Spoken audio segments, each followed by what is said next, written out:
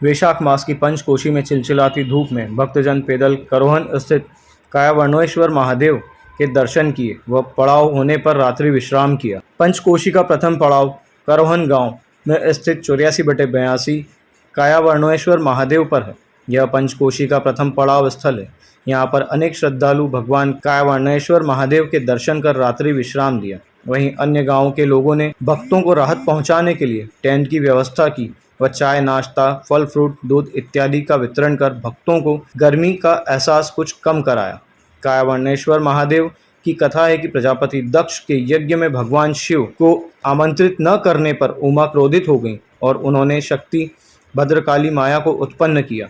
दूसरी ओर उमा के यज्ञ में भस्म हो जाने से क्रोधित होकर वीरभद्र को यज्ञ का नाश करने के लिए भेज दिया। भद्रकाली और वीरभद्र ने मिलकर यज्ञ स्थल पर हाहाकार मचा दिया। उन्होंने देवताओं को प्रताड़ित किया। देवता प्रकोप से काय विहीन हो गए। कुछ देवता भय के कारण ब्रह्मा की शरण में गए।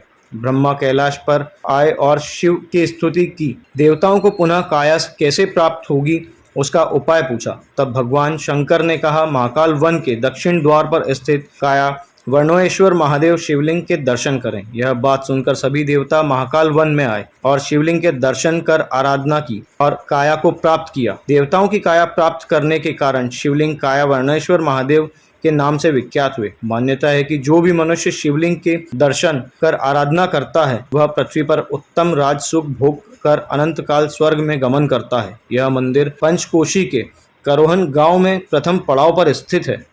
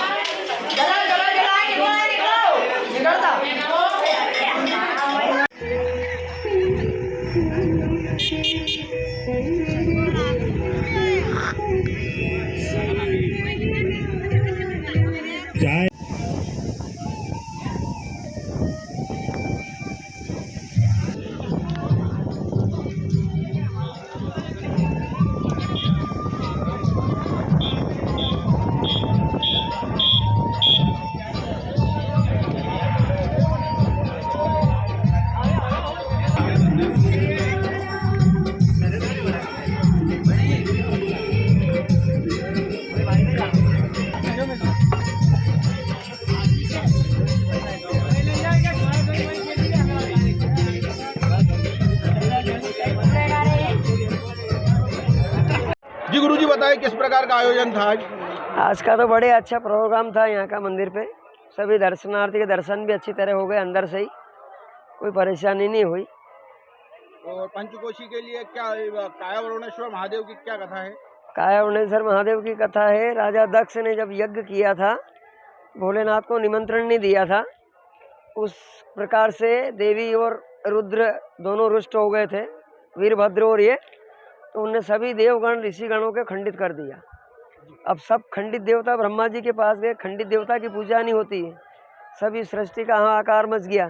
फिर ब्रह्मा जी ने कहा, दक्षिण द्वार पे कायावर्णेश्वर महादेव के नाम से मंदिर है, आप वहाँ जाइए। वहाँ जाने दर्शन मात्र से आपके जैसी काया थी ऐसी काया आपको प्राप्त होगी।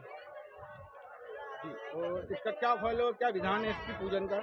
इसकी विधान और फल ये है, एक सामने यहाँ प्राचीन कुंड है, वहाँ नहाने से और यहाँ दर्शन कारण मात्र से प्राणी की काया स्वस्थ रहती है।